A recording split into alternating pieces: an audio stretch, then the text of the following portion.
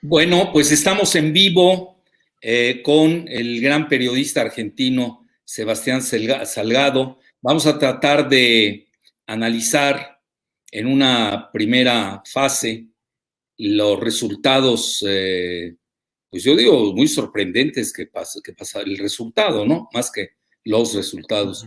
Muy sorprendente de ayer en Ecuador. Y vamos a dar pie a preguntas y respuestas para que las vayan preparando, así que aprovechen que está hoy con nosotros Sebastián. Aunque, fíjate, hoy estaba viendo la distancia de Quito a Buenos Aires y de Quito a México. Nosotros estamos más cerca de Quito que ustedes. Increíble. ¿Cómo está Hoy que eso? lo vi, ¿sí? Estamos nosotros Sí, sí, así, sí. sí. Velo. Tú ves bien creo que por eso vienen más los ecuatorianos a México de lo que van a Argentina. Y es precisamente por el kilometraje, una distancia.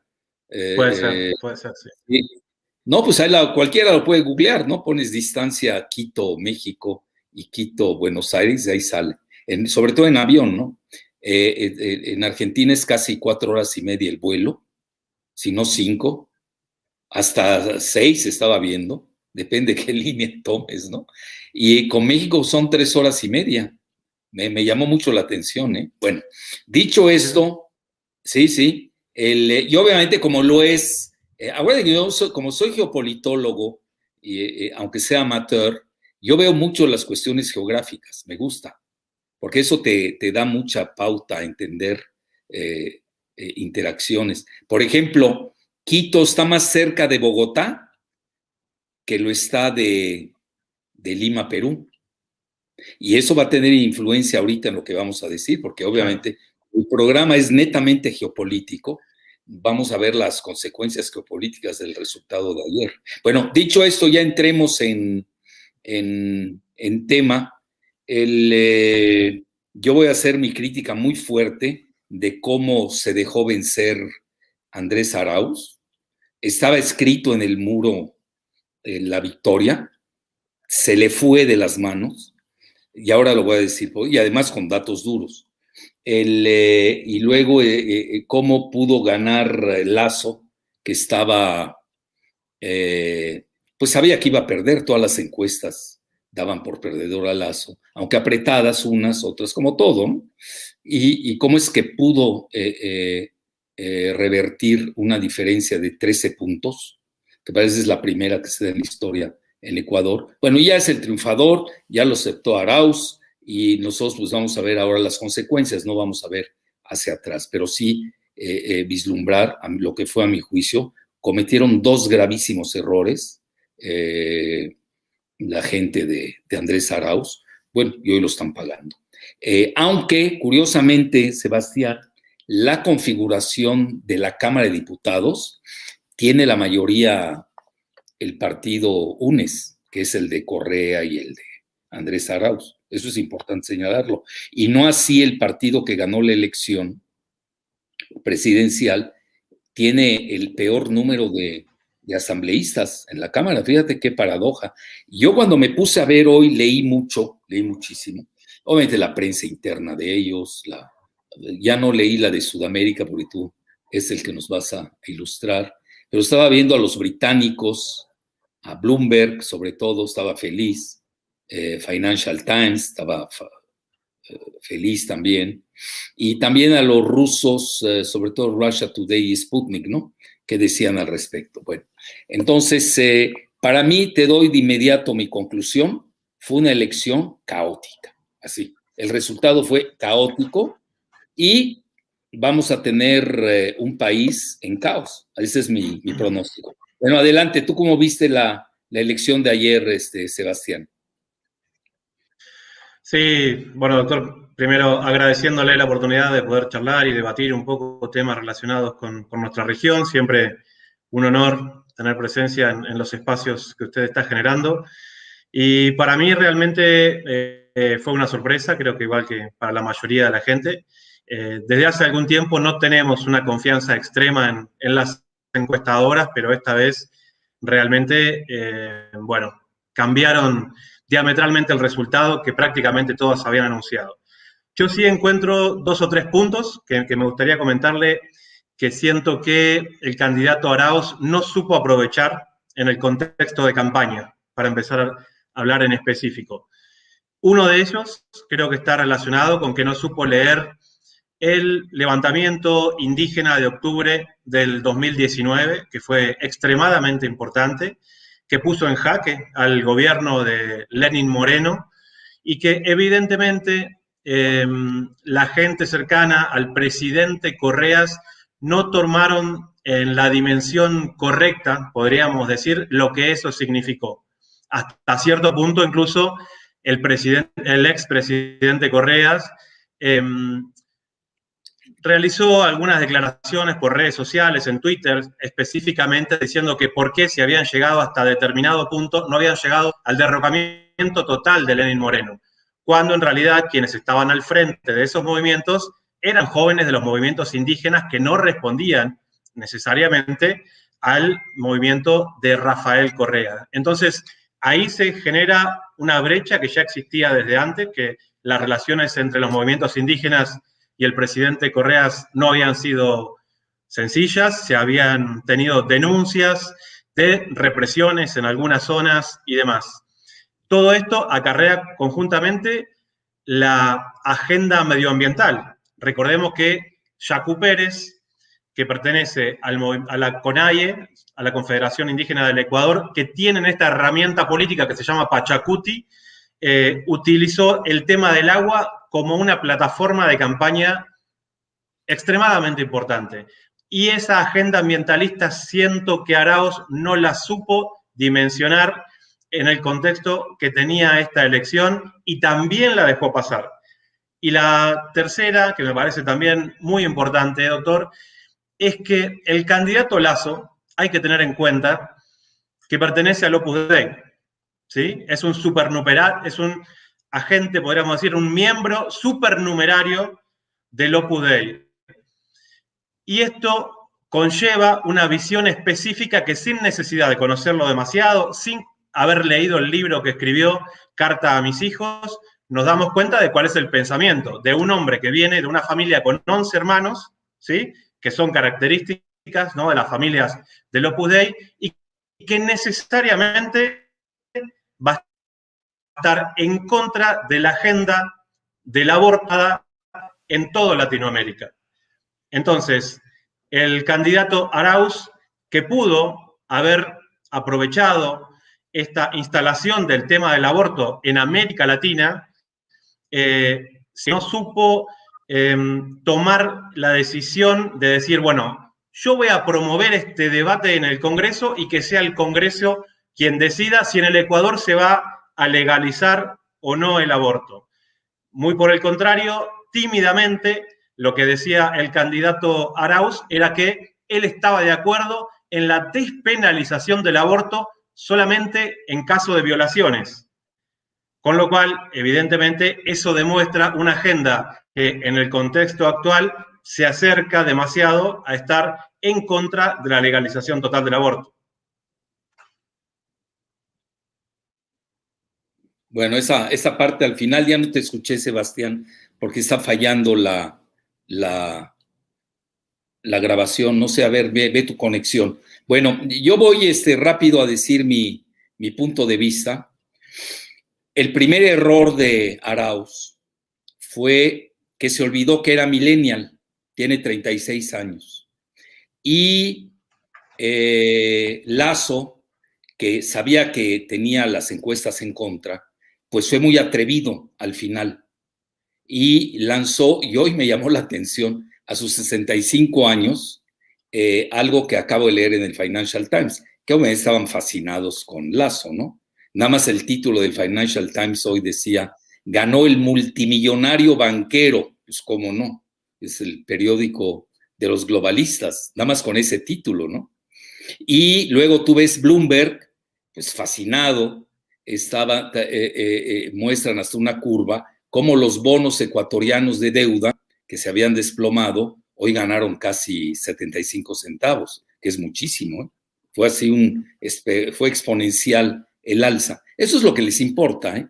Luego traté de ver a ver qué sacaba el New York Times, ya no me quise meter más a fondo, el Washington Post, ni citan a la cuestión de Ecuador, como que les importaba más o les importa más la cuestión financierista de la deuda de Ecuador, que hay que decirlo, tiene un acuerdo con el FMI de alrededor 7,000 millones de dólares y tienen bonos adeudados más o menos en 17,000 millones de dólares. Es decir, la economía de Ecuador es muy pequeña, tampoco hay que exagerar. Es decir, con todo el respeto, no cambió el mundo anoche. Por eso el New York Times y el Washington Post y el Wall Street Journal también revisé, pues estaban más atentos al presunto atentado de Israel contra la planta nuclear de Natanz en Irán, o en el asunto de George Floyd, el afroestadounidense que sufrió la asfixia por el policía Chauvin. Bueno, dicho esto, ¿qué es lo que, y me llamó mucho la atención, esa primera parte sí se le fue a Arauz, de 35 años, que actúa siendo millennial, actúa como de la tercera edad, ya ni yo, abiertamente.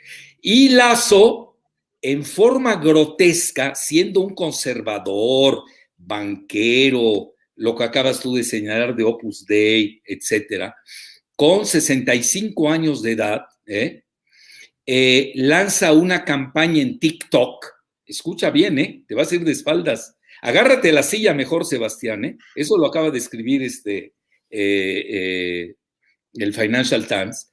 Cómo en una campaña de TikTok le ganó la contienda a Arauz, que no fue mucho, 5 puntos. Y luego ahí te va otra. Usando zapatos rojos y pantalones de 3/4 color rosado y una camisa blanca. Hay que decir muy bien que sin duda alguna el diseñador, el que ideó el body language, el lenguaje corporal de Lazo, fue mucho mejor de su contrincante millennial. Tan es así que hasta el mismo Financial Times comenta, y fíjate, lo digo con humildad y rigor, yo lo escribí el sábado, seguramente creo que hasta te lo envié, Sebastián, seguramente lo viste, ¿no? Que estaba escrito en el muro el triunfo de Arauz siendo millennial, porque más del 45% bueno, hasta más, son muchos, entre centennials y millennials, ese rango, hay más del 45%. Pero si te vas a la curva demográfica, a la pirámide demográfica de Ecuador, incluso el segmento de los 25 hasta los 35, al que pertenece Arauz, pues ahí tenía la mayoría, no tenía que ser correísta, no tenía que ser adoptar ahí campañas de tibieza, que al final del día, y lo dicen ahí, comentan, los jóvenes se volcaron por los zapatos rojos y los pantalones de 3/4, rosados, de color rosado de Lazo. Y tú te imaginas un banquero vistiéndose así, bueno, y más del Opus Dei, como que llama la atención, ¿no? Bueno, eso no lo mira. La gente, los millennials, que yo los quiero mucho, yo siempre he dicho que están abandonados. A ver qué les va a hacer ahora Lazo, porque yo no le veo mucho margen de maniobra. Se fueron con una telenovela que armó, que la supo hacer bien, en la que todos lloraban cuando la veían, su biografía, en la que habla que es el hijo menor de 11 hijos, básicamente eso, y que a los 15 años de edad entró a trabajar a tiempo completo, pero ve dónde entró a trabajar mientras estudiaba. Entró a trabajar a la Bolsa de Valores, allá aprendió. Y luego estudia en una escuela que no, hasta me llama la atención. Yo estudié en una escuela lasallista en Beirut y les agradezco mi formación. No tengo nada en contra de los lasallistas, al contrario, más que reconocimiento. Y él estudia en la escuela lasallista de Guayaquil, de donde también es oriundo Correa, y estudia en la misma escuela, obviamente con años de diferencia, porque Correa tiene 58 años de edad. Mira, a mí no me está gustando esta dicotomía que están haciendo. Están haciendo varias dicotomías. No me gustan, no las compro, porque no me demuestran el resultado que se dio. No son operables, no son operativas. Mira, la primera izquierda-derecha, por favor. Eso es una dicotomía ya old-fashioned del siglo XVII de Carlos II en Gran Bretaña, de United Kingdom, a decirlo con mayor propiedad, o del siglo XVIII en la Revolución Francesa. De ahí viene la topología de izquierda-derecha. Y obviamente hoy tienes, ya eso se ha ido, a mi juicio se ha desuelto. Y yo por eso incluso puse en el programa, y no lo aprovechó Arauz, es el segundo error, de que él es nacionalista, pero de visión universal. Y la segunda, de que Lasso es un globalista. Por eso, antes incluso de la campaña, rotativos eminentemente globalistas como son The Guardian, muy ligado a George Soros en Gran Bretaña, Bloomberg, ligado a George Soros y a Bloomberg, obviamente, que trae 62 mil millones de dólares de capitales, y el mismo The Washington Post, pues abiertamente estaban a favor del banquero, y lo que temían no era de que se paralizara o no tuviera gobernabilidad de Ecuador, porque quizás ese sea el resultado final cuando veamos también cómo votaron en la Cámara de Diputados ya desde febrero, donde el partido del presidente, por eso te digo que es una elección caótica, el partido del presidente, el nuevo presidente, Lasso, es el último en la asamblea, y quienes más tienen asientos son el partido de Correa y el partido de Arauz, y en segundo lugar, como bien señalas, que no supieron entender a Yacu Pérez, cuyo nombre Yacu, tú seguramente sabes, se lo cambió, él tenía otro nombre, y se lo cambia a Yacu, que quiere decir agua, eso quiere decir en quechua, y Sacha, por eso se puso Yacu Sacha, porque él es ambientalista y abogado, explotó muy bien esa parte que tú bien señalas, y eso no lo supo cautivar o no lo supo cosechar el partido perdedor. Esa es mi muy humilde opinión. No sé qué quieras decir al respecto, Sebastián. De los zapatos rojos, bueno, y del... Primero, empezando por los zapatos rojos, hay que recordar, doctor, de que el candidato Lasso tiene un asesor en marketing político que es muy bueno y muy exitoso, que se llama Durán Barba, ¿sí? Que trabaja con diferentes líderes políticos del ala liberal, por decirlo de alguna manera, y que aquí en la República Argentina fue quien puso a Mauricio Macri en la presidencia de la República. En una campaña no me digas que eso va a durar, no me digas que va a durar lo mismo Lasso que Macri y va a tener los peores resultados. Porque una cosa es ganar la elección. Va a ser lo mismo. Va a ser lo mismo. Va a ser otro Macri, yo así lo veo. Es que es así, y Durán Barba se especializa en eso, en crear una imagen, aunque sea absolutamente ficticia, del candidato que va a ir. Por eso cuando usted me habla de los zapatos rojos, para mí eso es normal. Aquí en Argentina, Macri en campaña, yo creo que se lo comenté, llegó a inaugurar un busto del presidente Perón, quienes están en las antípodas, ¿no?, políticas de la historia del peronismo. Macri lo que hizo en la ciudad de Buenos Aires, inauguró un busto, y todos los que veíamos eso decíamos, bueno, pero todos los peronistas van a sentir que es una ofensa al movimiento, a la figura del expresidente Perón, y sin embargo va permeando, ¿no?, en la mentalidad de mucha gente, consiguiendo adeptos a esas ideas. Entonces crea en el imaginario de una campaña política un personaje totalmente diferente a lo que es en la realidad. Por eso es capaz de convertir a un banquero liberal que sigue manejando el Banco Guayaquil de diferentes maneras, que tiene cuentas offshore y empresas offshore fuera del país, en una persona que viste coloquial, que se parece a un joven y que es capaz de usar TikTok. Y ahí hay que reconocer que la campaña política y el marketing político es una cosa que existe y que evidentemente los movimientos progresistas tienen demasiados pruritos a la hora de utilizar las estrategias políticas. Y entonces en un final y en un sprint final de campaña, los liberales con un poquito se disfrazan de lo que haga falta y terminan ganando la elección.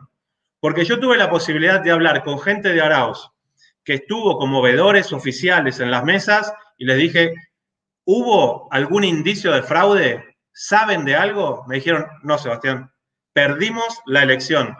Nos ganaron en el sprint final. No supimos cómo leer en clave política esta situación y no supimos, como usted bien adelantaba, a leer la visión de los jóvenes, porque parte del canto del correísmo era algo que en Argentina de alguna manera funcionó y era un canto y una arenga de vamos a volver así cantándolo, ¿no? Vamos a volver. En Argentina significaba que cuando gana Mauricio Macri, cuando terminara, el peronismo iba a regresar. Pero en la mente de un joven ecuatoriano, el vamos a volver no le significaba demasiada cosa, ¿sí? ¿Por qué? Porque esas grietas que se forman y esas facciones enfrentadas a través de los medios corporativos de comunicación logran dar una visión que quien motiva todo eso es el movimiento del expresidente Correas. Entonces, muchos jóvenes, incluso en contra de sus propios intereses en el Ecuador, jóvenes que están desempleados en este momento, terminan haciendo una elección por quienes fueron moldeados al calor de las campañas políticas y de las pantallas como un candidato imaginario que va a traer alguna especie de progreso y modernidad al Ecuador. Porque volver para los jóvenes, para los millennials, en realidad es volver a un pasado que no conocen. En el Ecuador se puede intentar relacionar al candidato Lasso con el famoso feriado bancario de 1999, cuando el expresidente Maguad, el Salinas, si se quiere, del Ecuador, lo que hizo fue estatizar unas deudas privadas de los bancos, ¿sí? Y que terminó pagando todo el pueblo ecuatoriano. Y lo que hicieron fue tomar un día de feriado y que en realidad después lo determinaron en 5. 5 días sin que abrieran los bancos. Cuando volvieron, todo el dinero de los ecuatorianos que estaban depositados en los bancos fue confiscado por 2 años. Eso fue el feriado bancario de 1999 en el Ecuador. Y Guillermo Lasso ya era parte de esas corporaciones. No, era el superministro de Economía. Y el único banco que no quebró fue el suyo, el Banco del Guayaquil. Es decir, Guillermo Lasso defraudó, robó, saqueó a los ecuatorianos y desgraciadamente Arauz no se lo hizo saber a los jóvenes. Es decir, fue un voto suicida, hay que decirlo abiertamente. Ayer los jóvenes millennials, que yo quiero mucho en general en donde sea, porque han sido abandonados, peor, se suicidaron con una mercadotecnia barata de este cuate, ¿cómo se llama? El Barba, que en México lo padecimos igual. Hay un tal Solá, un gachupín, aquí les decimos, no es con desprecio la palabra gachupín, así se les dice, lo puede uno buscar en la RAE. Extranjero, extranjero. No, pero español, es español. No. Solá es de Quinta, es del Partido Popular Español, estaba precisamente, él era el instrumentador de todas las políticas de Aznar. Aznar López, por cierto, se llama. En México tenemos un presidente, se llama López Obrador, leí los de derecha que lo odian, que a mí no me gusta usar la palabra de... Yo llamaría a los fascistas neoliberales, y no me equivoco, globalistas, le dicen López por desprecio. Y, por ejemplo, a López Portillo le dicen López Portillo, date cuenta, porque es de origen español. Y López Doria, que ni se llama así porque es producto de un óvulo callejero, no se sabe mucho el papá, nadie sabe quién es el papá. Se puso López Dóriga y todavía le aceptan el guión Dóriga. Pues ni es López ni es Dóriga. Y al presidente López Obrador se burlan de él, siendo su papá español, ojo, le dicen López. Bueno, así es, usan toda esta mercadotecnia barata, pero eso lo inventaron aquí, mira, todo el grupo de Krause, de Castañeda Goodman, de Aguilar Comín, que es el fascismo neoliberal, que hoy están festejando el triunfo del banquero Lasso. Eso es muy importante señalarlo, porque mira, muchas detrás de estas imágenes, palabritas, cuando tú dices López, ¿no? Ya estás diciendo mucho en México, ya sabes de qué lado estás. Yo jamás me atrevería a decirle al presidente López, le doy López Obrador, con respeto. Igual que le dije a López Portillo, igual que digo de López Dóriga, que no es ni López ni Dóriga, porque lo sé, etcétera. Bueno, entonces dicho esto, pero Solá trajo toda esa que es mucho de estos grupos fascistas que no pueden ganar ideológicamente, entonces se van a terminajos, a distorsionar la realidad, a hacer que te olvides de ella, ¿no? Etcétera. Por ejemplo, esto del feriado de 1999. Yo no veo. Lo único que decía Arauz, el banquero Lazo, no, di, en 1999, Mawad, que además es mi paisano, yo conozco a su familia perfectamente en Líbano, son de la región de Esgarta, cerca del Villorrio de mi abuelo, todos los conocemos en el Líbano. Y hasta tuvo un primo que asesinaron en Líbano como presidente. Estaba casado con una prima mía, imagínate todo lo que no sé de esa familia Mawad, que es muy respetable en el Líbano, tengo que reconocer. Sí, pero Yamil Mawad fue un pésimo presidente para los ecuatorianos, lo tengo que reconocer. Entonces, y él es corresponsable, Lazo, del desastre financiero y económico, donde quebraron prácticamente todos los bancos y se salvó el suyo. Y luego me la platicas. Yo creo que era importante señalar esas campañas más de tipo doloso, en las que a veces por elegancia la contraparte no incurre en lo mismo. Y eso, bueno, se paga en las urnas, más cuando están tan apretadas. Por ejemplo, en México, te doy un relato que tú has de saber. Cuando yo lo hablé hasta con un megabanquero, que no era Slim, para que no confunda, un megabanquero, de los 5 más grandes del país. Y hasta me había invitado a comer y me dijo esa vez, ya ganó López Obrador, ¿no? Ya hay que prepararse. Estábamos a una semana de la elección, Sebastián. Y luego vino la campaña de este grupo salinista de los González, GGG González, hasta me da risa, ¿no? GGG, ¿no? González, porque así se llama, que quiere ser hasta candidato a la presidencia. Bueno, tiene todo el derecho, ¿no? Vamos a ver cuántos votos obtiene, con todo el dinero de Salinas, que es su verdadero patrón. Sacaron la campaña, López, creo que le pusieron López, o ya no recuerdo cómo le pusieron, es un peligro para México. Que eso el INE de aquel momento no lo prohibió. El INE. Que aquí también está en tela de juicio el Consejo Electoral Nacional. Recuerda la primera vuelta, donde al parecer ahí hubieron tratativas raras, en donde el mismo Yacu Pérez, pues ya ves, lo mandaron al tercer lugar, cuando al parecer él había obtenido el segundo lugar, y hubiera sido una batalla interesante la de Yacu Pérez con Arauz. Ahora, ahí viene la parte también que no podemos soslayar, Sebastián. No sé qué opines tú al respecto.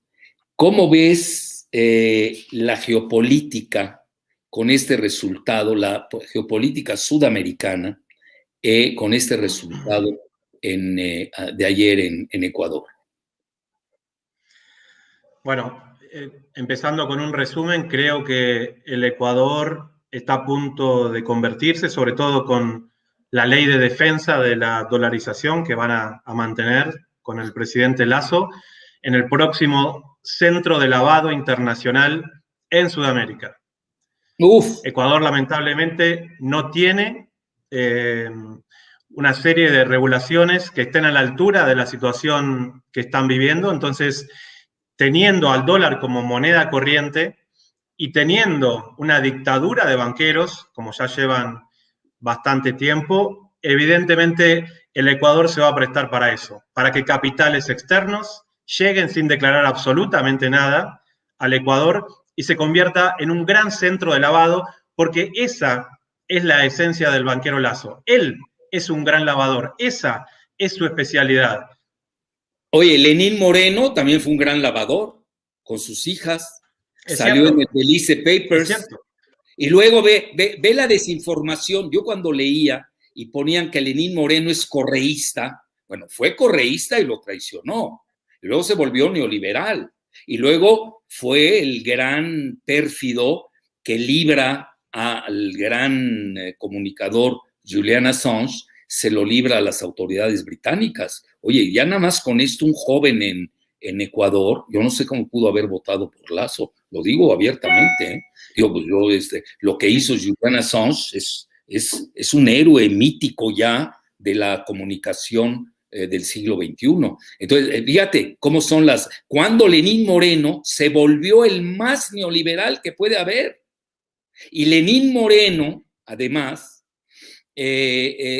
practicó toda una serie de políticas neoliberales a grado tal que en forma encubierta regresó, no la base de Manta, ya sabes, la famosa base que tenía Estados Unidos en un puerto ahí en la costa del Pacífico de Ecuador, y que derogó el mismo Correa, que no le perdonaron a Estados Unidos eso, porque como dijo una frase muy fuerte en ese momento Correa, cuando dice, si Estados Unidos admite que, bueno, es una frase totalmente desproporcionada, lo tengo que decir también, no todo lo que dice Correa es sagrado, ¿no?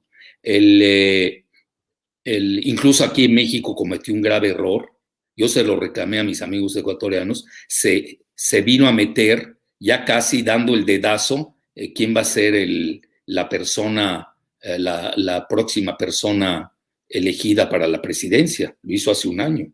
Eso molestó mucho en México, te lo paso al costo. Poca gente lo sabe.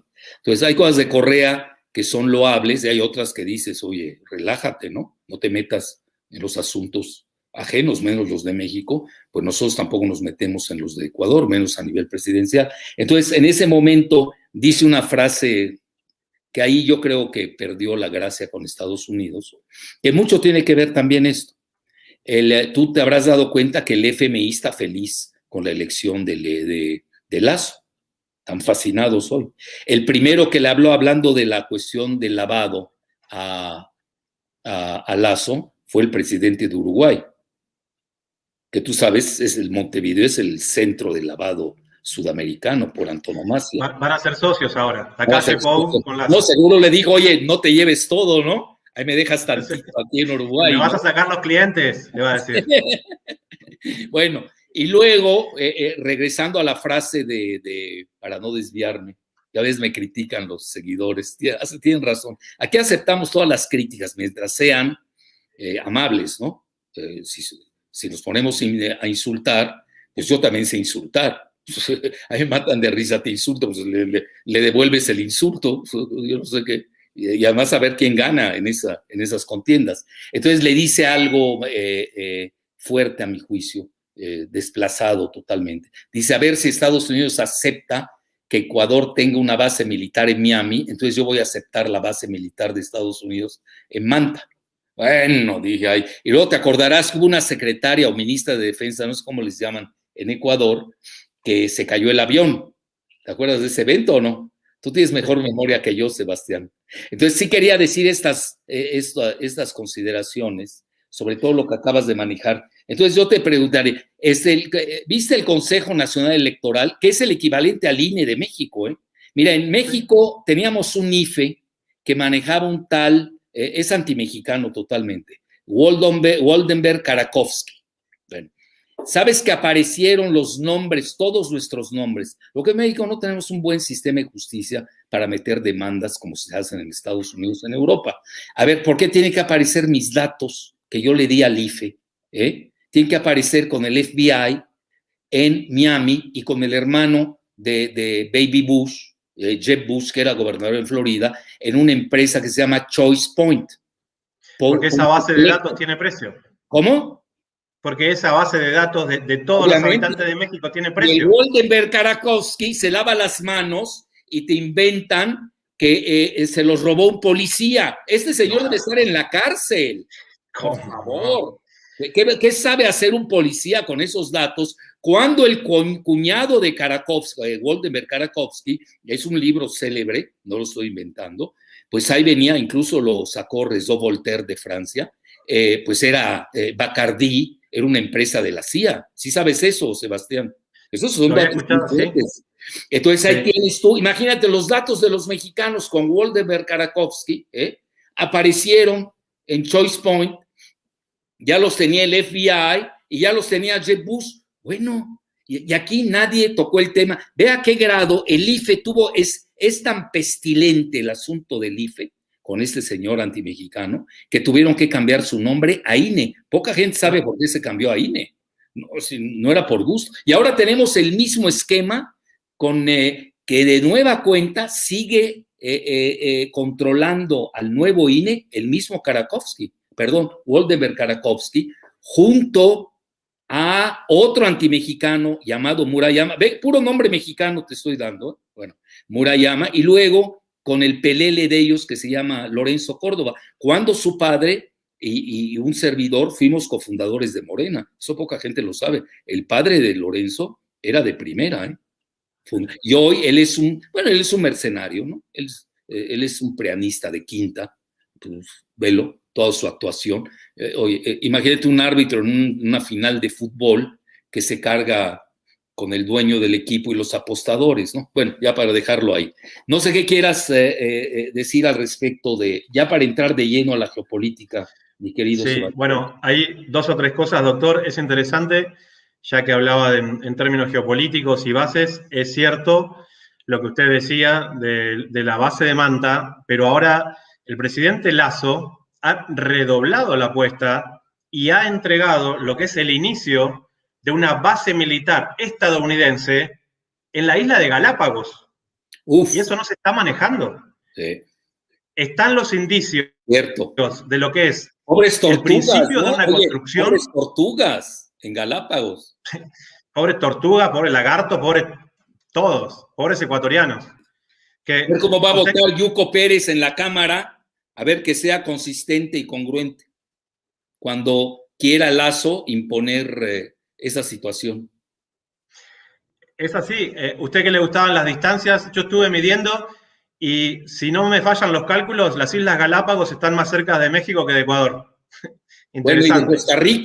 De Costa Rica, sabes que tiene la frontera marítima la única frontera marítima que tiene, bueno, a nivel país, ¿no? Debido a los Galápagos, es con Costa Rica, fíjate lo que son las cosas. Que Ah, qué ahí, tú sabes, interesante. está la base de Panamá. Claro. Y Estados Unidos tiene 8 bases, se comenta en Colombia. Y a esto quiero llegar ahora. El eje Colombia-Ecuador. Un eje fascista neoliberal. Pero a ver, sigue con tu idea, Sebastián. No, bueno, me parecía interesante repasar eso, ver a nivel regional qué es lo que significa Ecuador, que es un país tal vez pequeño geográficamente, pero que representa muchísimo, porque Ecuador era la base de la UNASUR. Y hay que recordar que incluso hubo un proyecto para tener un ejército de la UNASUR que sea parte de los países miembros y que organice tareas de defensa conjuntas. Bueno, ahí estaban Ejército que lanzando la moneda común del UNASUR, que iba a ser el sucre. el Banco del Sur, totalmente. Entonces, Ecuador no es cualquier país y de la UNASUR no quedó ni la estatua de Néstor Kirchner, que la tuvimos que traer de vuelta a Buenos Aires. Ecuador es ¿Y un dónde país la que pertenece pusieron, ¿En dónde la pusieron en Buenos Aires? está aquí cerca del Centro Cultural Kirchner. Ah, muy bien. Por ahí está. Oye, ¿no la quieren cambiar por la estela de luz que tenemos en México? Bueno, La podemos porquería esta catafixiar ahí. que puso Calderón a un precio estratosférico. A ver, vamos a Ahí hacer la veremos. intercambios, vamos a hacer intercambios. Claro, claro. Hay que recordar, Ecuador es parte del ALBA, junto con Sí. Cuba, con Nicaragua, con Venezuela, y eso es un eje de países con una visión política extremadamente definida. Ecuador es parte de la OPEP, es miembro fundador de la OPEP, de la Organización de Países Exportadores de Petróleo. Entonces, quien controla el gobierno de Ecuador está controlando muchísimas cosas más allá de su propio gobierno. Por eso No, es evidente. la costa del Pacífico que vale oro, con la de Perú, con la de Chile. Y tú sabes, a Estados Unidos no le gustó que China tenga una presencia en Ecuador. Incluso una de la campaña que manejaba Lazo era de que prefería bueno, no lo dijo así, pero más o menos era la traducción hermenéutica, de que prefería la deuda del FMI de Estados Unidos a la de China, para que veas la carga geopolítica. Y otra cosa que tú acabas de abordar que es fundamental. Mira, el ALBA la quiere derrocar, la quiere liquidar ya Estados Unidos. Mira, yo lo conversé con el presidente Zelaya, que siempre una vez me reclamó, es que tú te la pasas hablando mal de Soros. Yo ni hablo mal ni bien, yo hablo de Soros lo que es, ¿no? Además lo vengo siguiendo desde 1990, imagínate. Entonces, yo veo sus políticas globalistas que no han servido a Latinoamérica. Mira, yo voy a sacar un artículo próximamente, el desastre que es hoy Latinoamérica. Y eso es producto de los gobiernos neoliberales, que no nos vengan con cuentos, porque hay correlaciones muy formales en la economía. Quiénes estuvieron, qué políticas manejaron. Pues nada más con lo de Lazo y lo que acabas de llamar del bandidaje que se robaron las cuentas de los depositantes, ¿no? En la época de mi paisano, lo tengo que decir, Yamil Maguad, que además yo quiero mucho a su familia en Líbano. Entonces, eso hay que verlo muy bien. Yo se lo dije a Zelaya, que ahora, por cierto, está su mujer de candidata, y bueno, vamos a ver cómo le va, porque también a él lo tumban por haber comprado o recibido ayuda de Chávez de petróleo que no tiene Honduras. Y ese pecado eso no se lo perdonaron. Entonces, cuando viene dije, si no es con Soros o contra Soros, esto va más allá. A ti te tumbaron, se lo dije, te tumbaron Obama y Hillary Clinton y te dieron un golpe de Estado. Y luego ve a quién ponen, ve a quién está hoy gobernando Honduras. Lo dice Estados Unidos, no yo, un narcotraficante, etcétera. Sí. Entonces, mira, yo creo que en la cuestión geopolítica que acabas de manejar, yo iría un poco más lejos y te manejaría un eje, incluso viste la intromisión y la campaña de inmundicia, que forma parte, sobre todo, son muy dados a eso, desgraciadamente, todo el grupo de Uribe, más que Galván, más que Duque, perdón, son muy dados a eso. Entonces, cuando inventaron que el Ejército de Liberación Nacional estaba de Colombia, una guerrilla, que hasta donde me quedé ya había negociado con el gobierno, estoy mal. No, hasta donde me había quedado. Entonces, estaba financiando la campaña de Arauz. Bueno, imagina, así empezaba. Es decir, Colombia tomó abiertamente partido por Lazo. Ahora, ¿dónde viene lo interesante que hay que tomar en cuenta? Mira, el único país de Sudamérica que tiene dos salidas, tiene salida simultánea al Atlántico y al Pacífico, es Colombia. La segunda es, los demás no tienen salida al Pacífico, digo, al Atlántico. Por ejemplo, tienes a Ecuador, tiene salida al Pacífico, es muy importante. Y lo que acabas de decir, las Islas Galápagos, es fundamental. Sería como el freno para una hipotética penetración de China. Ya ves que ha entrado mucho, poco se ha manejado esto. Sí, Sebastián. Hay dos detalles, doctor, que me parecen interesantes. Uno, recordar de que el inicio de Lazo, a mí siempre me gusta ver el recorrido de la gente en la década del 90, antes de ser banquero y demás, fue CEO de la Coca-Cola, igual que un presidente que hubo en México de la zona de... Exactamente. Igual que Fox, el presidente Lazo fue CEO de la Coca-Cola en Ecuador. ¿Sí? Interesante paralelismo. Evidentemente, ser CEO de la Coca-Cola en un país determinado te puede llevar a presidente. Digo por aquellos que tengan aspiraciones políticas. Otra cosa, el presidente Lazo, por decreto, sin pasar por el Congreso, está a punto, y de esto usted es especialista, doctor, de privatizar la principal refinería del Ecuador. Sí. Y a esto, se la va a llevar Bayeres, el candidato que acaba de perder, Arauz, le inició una demanda, pero que ahora sin el poder político hay que ver qué es lo que pasa con eso. Entonces, evidentemente las prebendas para que el candidato Lazo ganara y pudiera darle continuidad a la privatización de la refinería que inició el presidente Lenín Moreno, bueno, evidentemente ahí hay un montón de intereses cruzados que son interesantes. Y en la relación de Colombia con Ecuador, doctor, la agresión ha sido permanente de lo que un país que era uno solo, que era la Gran Colombia, ¿no?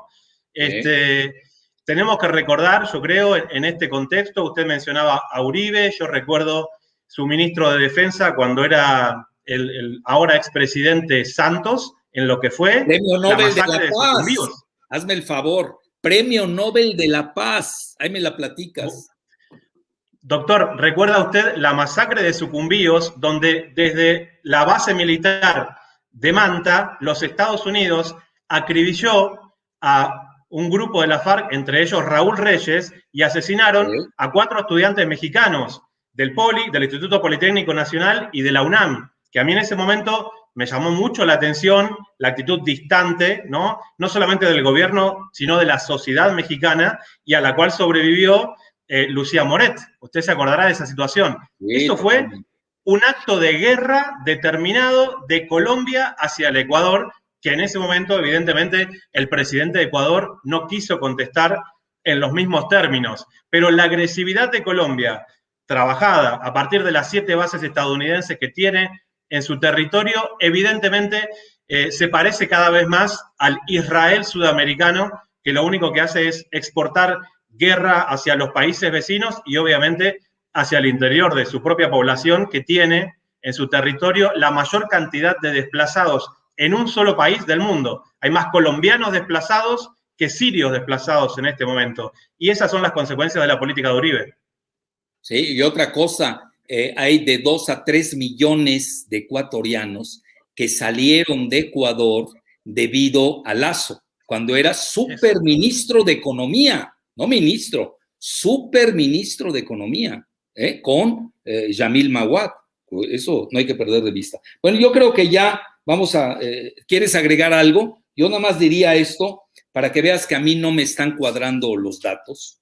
Realmente que fue un triunfo mercadotécnico, de zapatos rojos, de pantalón de 3/4 color rosado y camisa blanca. Bueno, los millennials van a tener que aprender a hacer política y también deben saber que su votación también puede ser suicida. Y te voy a decir por qué no me cuadran. Ahora que estoy viendo los datos de la Cámara de Diputados, el partido de Correa y de Arauz, el lunes, tiene más del 32.21%, primer lugar. En segundo lugar viene el grupo indigenista, que es muy carismático, hay que reconocerlo, Yacu Pérez. Yo a veces no estoy de acuerdo con ciertas cosas que dice, pero es carismático.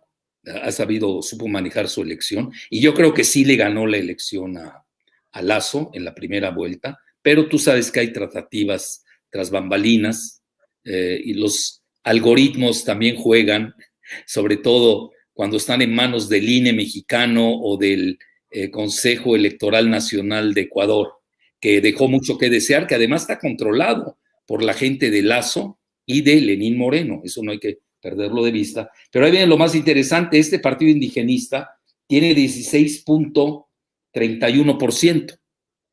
Súmale, ya tiene mayoría, de facto. Bueno, pero ahí viene el famoso partido, creo, o crean, o cómo se llama, creo, de Lazo. Sí. Adivina cuánto tiene. 9%. Es decir, va a tener no cuaja el voto de febrero, no sé si me estoy explicando, no cuaja ni con el voto de la Cámara de Diputados, ni con el segundo lugar de Lazo, ni ahora con su presunto primer lugar. No va a haber congreso, doctor. El presidente Lazo va a presidir por decreto. Ah, bueno, ahí va a tener problemas. Entonces, y ahí, bueno, ¿y cómo son los militares ecuatorianos? Yo no sé. Bueno, saben reprimir muy bien. Ah, bueno. Entonces ya tenemos el panorama. La gobernabilidad va a estar difícil, muy difícil. Fíjate que hicieron 2 declaraciones tremendas no sé si dónde la leíste, en Russia Today o en Sputnik. Sputnik Mundo sacó, lo tengo que reconocer, una extraordinaria reseña de las elecciones, y sacó 2 declaraciones, una de Yacu, que quiere decir agua en quechua, Yacu Pérez, y la otra de el que fue fenómeno, un socialdemócrata que jaló a mucho millennial, que se llama Javier Hervé, con H, Hervé. Y los dos pegándole con todo a lo que da a Correa. Y ellos de ahí saca su conclusión, quien hace el artículo, de que el país se polarizó entre correístas y no correístas. Yo no compro eso. Fíjate que no lo compro, ¿eh? ¿No? Yo creo que se estabilizó el voto de Correa, no avanzó, y Arauz, como ya repetí en el inicio, le faltó esa parte mercadotécnica de audacia, que no la tuvo, y la segunda, pues no leyó en el muro que tenía el triunfo y no lo supo operar, nada más diciendo que era millennial, actuar como millennial y no como un candidato a la presidencia tradicional, que obviamente eso se perdió, porque estás hablando de un país de millennials. Y México hay que seguir eso también, ¿eh? Nosotros, nuestra curva demográfica, pirámide, se parece mucho a la de Ecuador. Ecuador tiene un promedio de 28.8 años de promedio de edad, nosotros andamos en 29, es prácticamente lo mismo. Bueno, yo ahí concluyo, no sé qué quieras agregar para empezar a preguntas y respuestas. No, nada más, hubo un momento, doctor, en que me parece que se me cortaba, y nada más para aclararlo, que siento que otra de las agendas que no supo manejar el candidato Arauz es la agenda feminista, y que en un contexto donde un candidato que pertenece al Opus Dei, que sabemos que no va a estar a favor de la legalización del aborto, ahí Arauz perdió una posibilidad inmensa, porque él lo único que decía era, yo voy a permitir que las mujeres que hayan sido violadas puedan tener la posibilidad de abortar. Bueno, te voy a decir si en qué eso no es posible, ¿dónde estamos viviendo? Mira, Como si con eso alcanzara. Yo leí una entrevista a Sebastián, qué bueno que haces esa aclaración, de Patiño, quien fue canciller de Correa. Claro. Incluso los dos ahora están en México, poca gente lo sabe. Aunque Correa vive en Bélgica, los dos están en México porque se les facilita más por la distancia que te dice, aunque Correa no puede entrar a Ecuador, es un perseguido político por el que dejó, a Lenín Moreno, curiosamente. Y Patiño es una declaración que me llamó mucho la atención, que él aseguraba que tenían 10% de ventaja. Entonces, mira, si tú tienes una encuestadora chafa que te dice tienes 10% de ventaja, fíjate, optas por el conservadurismo, por ser conservador, en el sentido de ganar, voy a ganar. ¿Cómo vas a perder 10 puntos en una semana? Tienes que hacer una barbaridad para perderlos. Y eso yo lo escuché en el campo de Arauz, aquí entre nos. Bueno, hasta te lo dije, ¿te acuerdas, no? A mí me habían dicho que tenían 10% de ventaja, ¿no? Bueno, cuando tú tienes esos encuestadores de quinta, pues también, obviamente, optas por... Yo te aseguro, si Arauz hubiera estado en el lugar de Lasso a menos de 3 puntos, hubiera tenido... Salía a ganar. Claro, o sea, tendría otra campaña más agresiva, pero cuando tú tienes puntos, pues vas a la segura, ya que puedes perder.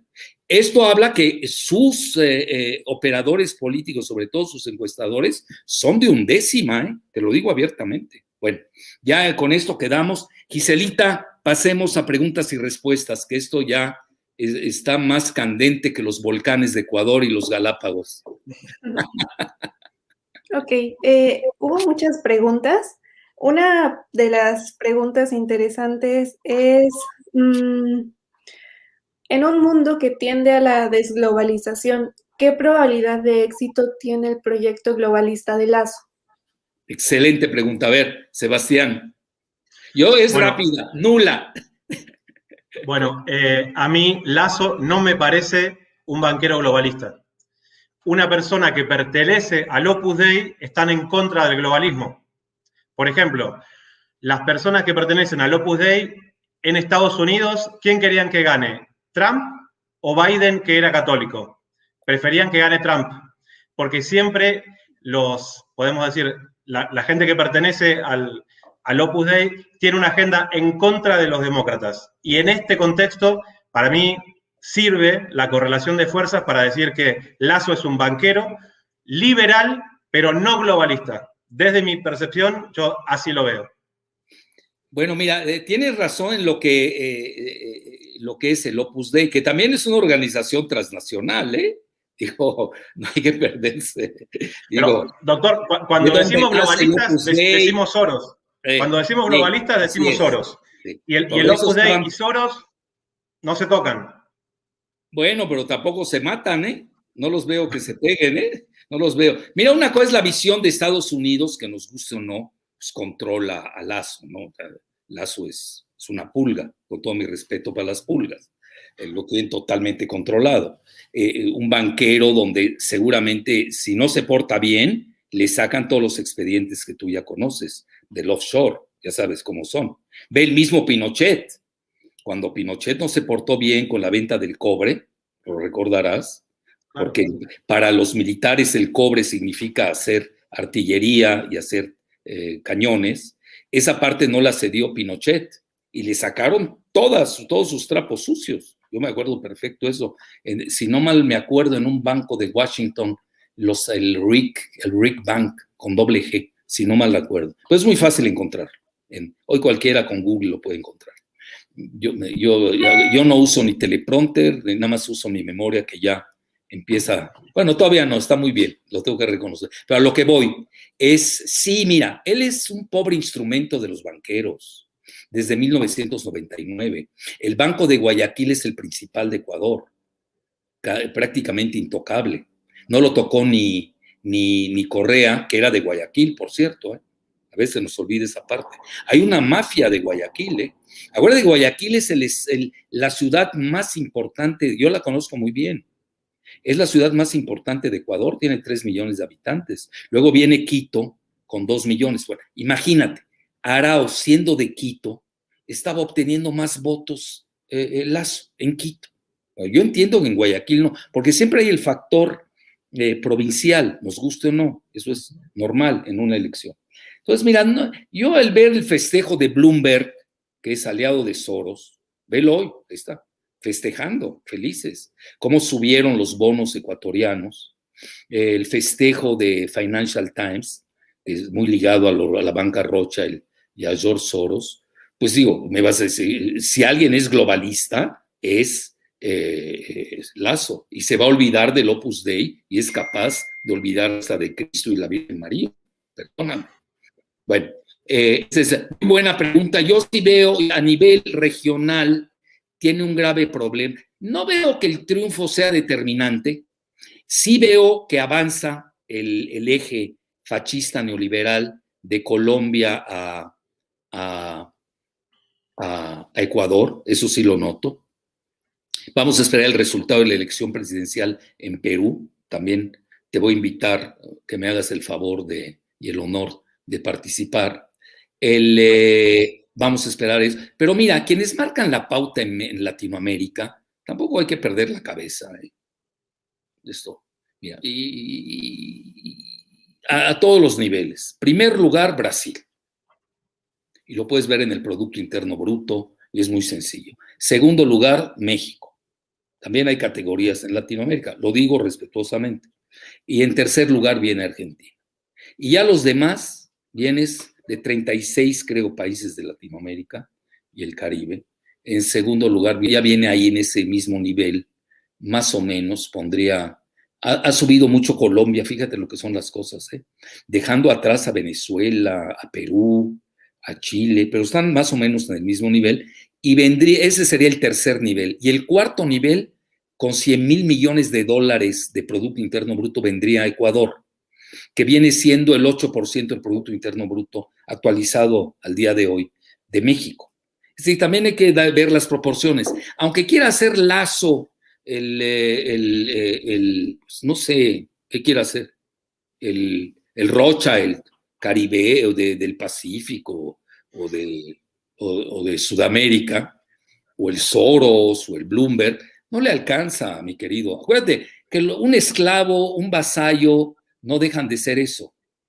Aquí quienes salen ganando, hay que reconocerlo, es la agenda de Soros. Lo tengo que reconocer, es la que gana. Y luego, ¿quiénes pierden? Obviamente el ALBA. Le estás quitando una pieza más de la que tenía el ALBA. Y ahora se van a ir sobre Nicaragua. No han podido con Venezuela. Se van a ir con Cuba no pueden porque tiene la bendición rusa. Si no hace mucho ya la hubieran invadido. Bueno, la trataron de invadir en Bahía de Cochinos y así le fue a Kennedy. Eso es otra historia. Pero yo sí veo, me gustó mucho la pregunta, sí, y es más, me atrevo a decirlo, yo veo un gobierno caótico en Ecuador, pero eso no le importa a Estados Unidos. Estados Unidos adentro tiene un gran caos y ve cómo está la bolsa de valores. Entonces vamos a tener, lo que tú muy bien señalas, un gobierno financierista a ultranza, con grandes dividendos, para esa élite plutocrática de la oligopólica de la bancocracia, y el resto del país, pues igual, con peores resultados. Igual que en Estados Unidos, no va a cambiar mucho, ¿eh? Ya lo vimos. ¿Cuáles son los? Imagínate, le endosan a Arauz los errores de Lenín Moreno.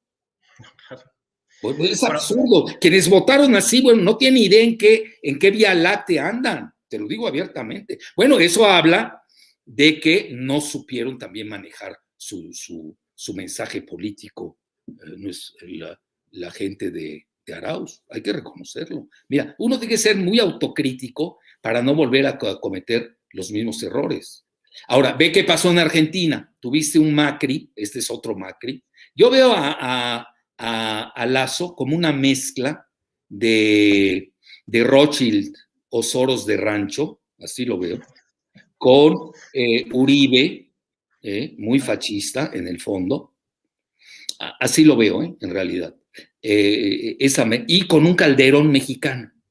Fíjate, esa sería, y con Macri, ese sería el híbrido llamado Lasso. Fíjate, sí los veo, es un híbrido de cuatro tentáculos, ¿no? Bueno, entonces, eso no dura, no puedes ir contra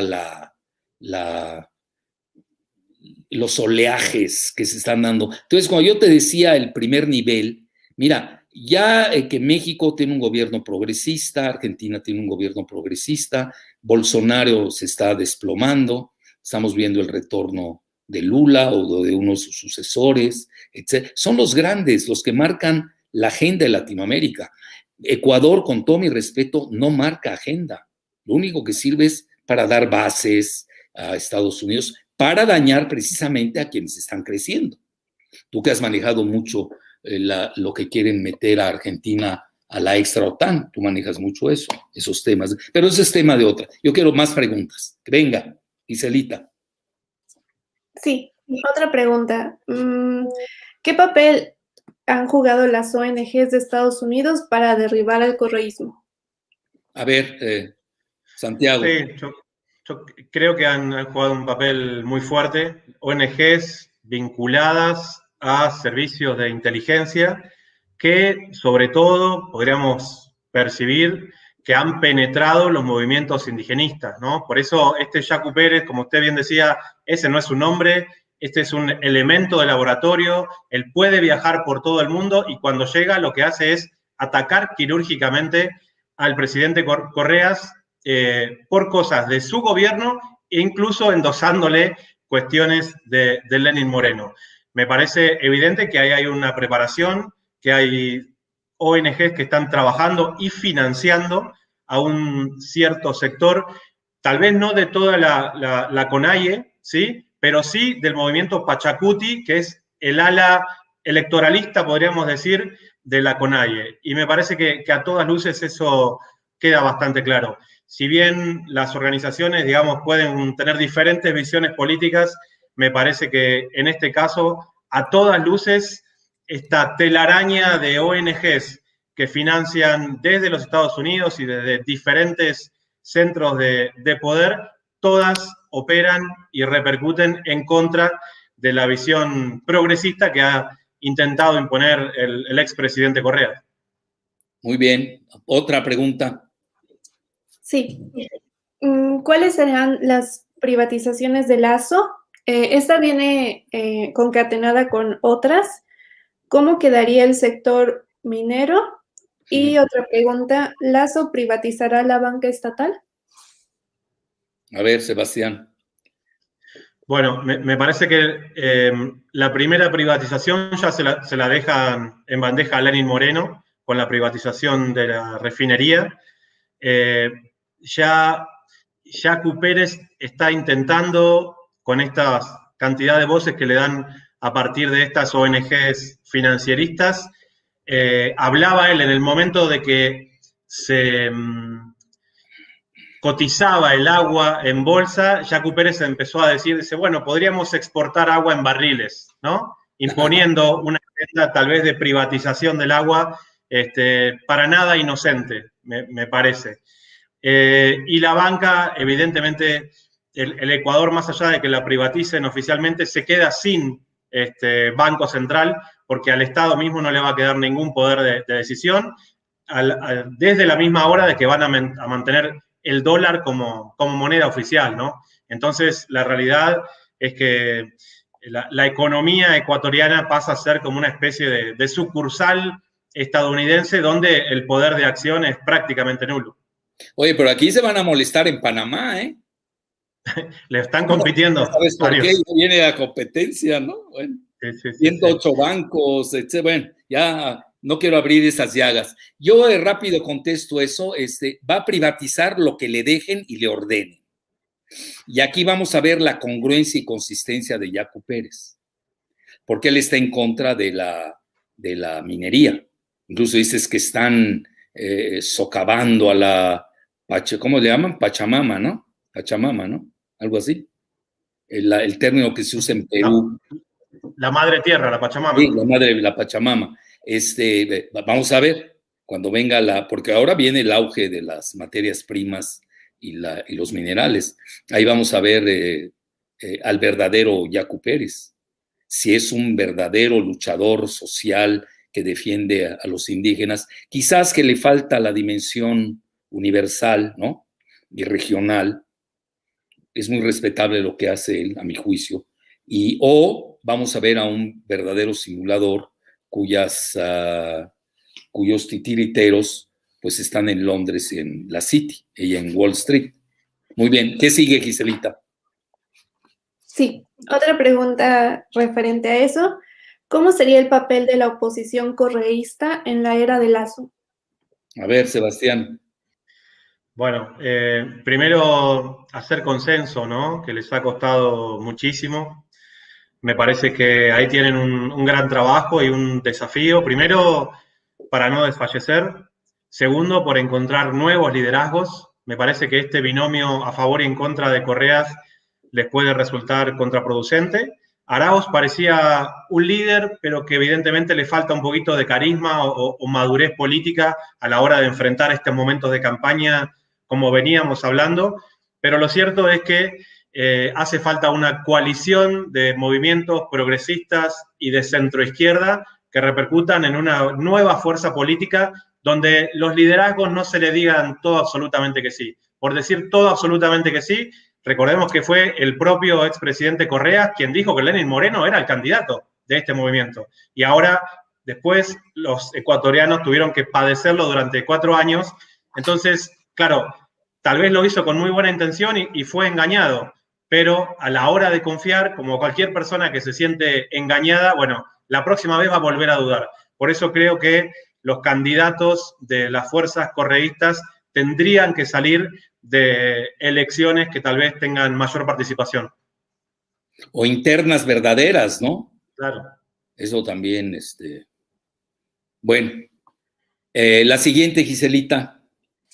Sí, otra. ¿Cuál es la importancia de Ecuador en la geopolítica global? Bueno, ya lo dijo Sebastián, ¿no? Sí, por ahí sí me gustaría, tal vez aprovechando para contextualizar un poquito la historia, ¿no? del Ecuador, que yo creo que estamos viviendo una especie de doble traición, si se quiere. ¿Por qué doble? Por un lado, recordemos que Guayaquil fue específicamente el lugar donde por única vez se encontraron San Martín y Bolívar, en el famoso abrazo de Guayaquil. Entonces, ese lugar tan emblemático que definió la independencia de una parte importantísima de Sudamérica, del Imperio Español, bueno, justamente de ahí es donde viene este candidato que va a representar intereses absolutamente antagónicos, más parecidos a lo que ofrecía la realeza española en ese momento. Y la segunda gran traición es que digamos, Lasso va a asumir el 24 de mayo.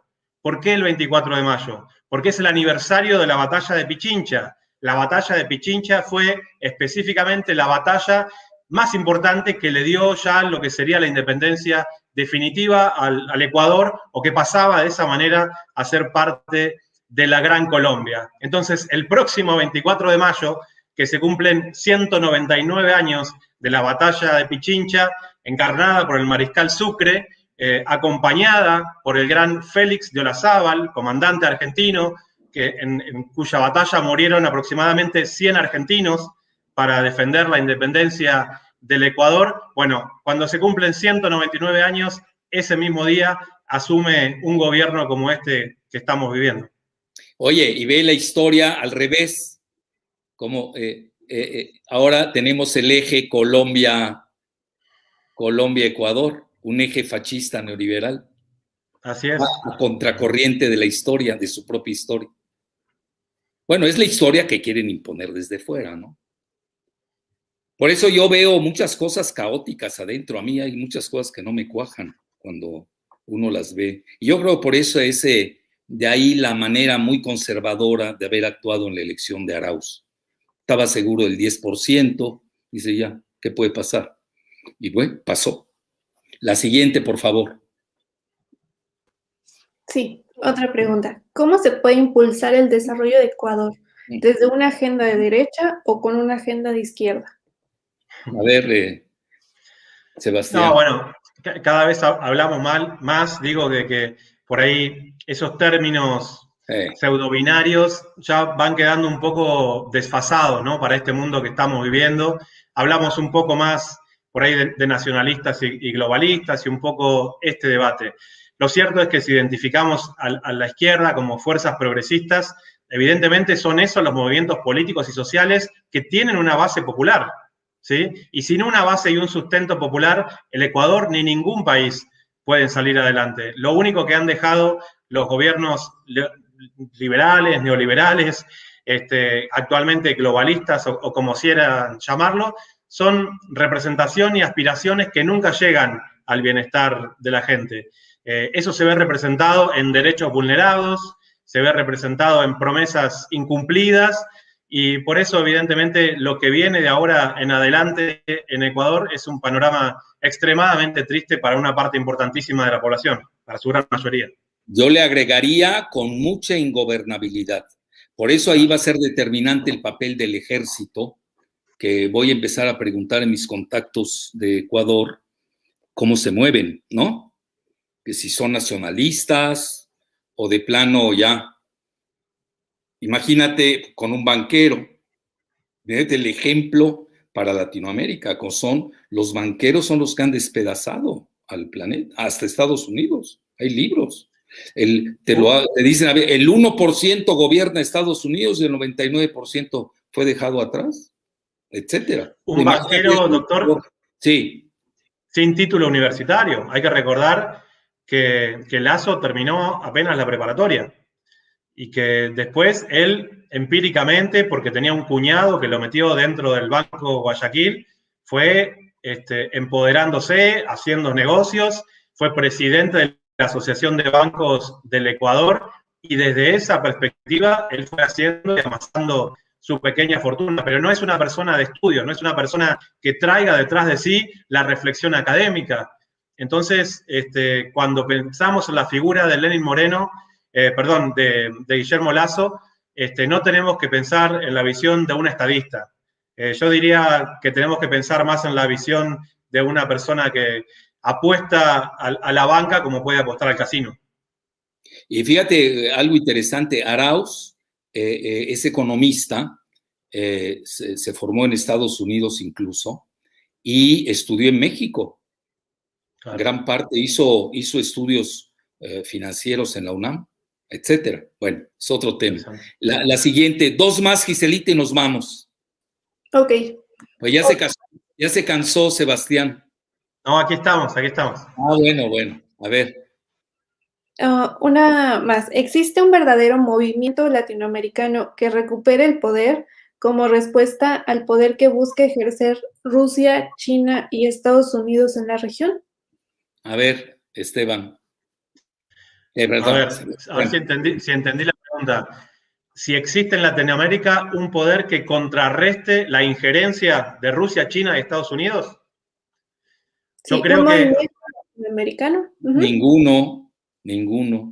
Hoy está más alejado el sueño latinoamericano. No, yo creo que existen la posibilidad de alianzas, ¿no? Pensemos en países agredidos como Siria en este momento. ¿Por qué el presidente Bashar al-Assad en Siria sigue estando al frente de ese país? Por dos razones. Primero, porque así lo quieren los sirios y todo el pueblo defiende la independencia y la soberanía de su país, que eso es algo que a veces a los latinoamericanos nos cuesta. Y en segundo lugar, porque supo hacer aliados estratégicos contra sus enemigos. Entonces, en América Latina primero tenemos que tener en claro quiénes son los enemigos de nuestra región. Una vez que tengamos en claro quiénes son nuestros enemigos, necesitamos hacer alianzas de ese nivel. Siria la encontró en Irán y en Rusia. Y a partir de eso, el país, a pesar de seguir siendo invadido y demás, el país sigue siendo un país viable. En América Latina todavía no nos animamos a tomar ese tipo de decisiones y evidentemente mucho menos los presidentes que en este momento están gobernando nuestra región. Bueno, pues muy bien. Ya yo concluiría con con una visión. El mundo sí está yendo a la tripolaridad cada vez más. El mismo Kissinger recientemente lo acepta. Y el planeta lo ven como parte de su juego, es la realidad. Entonces, Estados Unidos practica todavía el neomonroísmo, la doctrina Monroe, América para los estadounidenses, más que para los americanos. Sí, porque América es todo el continente, ¿no? Y no es para los americanos, es para los estadounidenses, era la doctrina Monroe, que hoy la quieren aplicar para que no penetre China, más que Rusia, porque China de manera muy pragmática le tiene sin cuidado con quién trata. Ellos van en términos geoeconómicos y tienen, aquel día estaba viendo precisamente algo muy interesante. Yo había escrito un libro sobre el dragón irrumpe en Latinoamérica. ¿Hace cuánto lo escribí, Giselita? Tú que sabes más que yo de eso. Como 15 años, ¿no? Más o menos 12. Más 12, ahí está. Y ahora tendría que reescribirlo porque ya las cifras se han intensificado, porque China ayuda, presta, no estoy diciendo la propaganda de ellos, estoy diciendo lo real.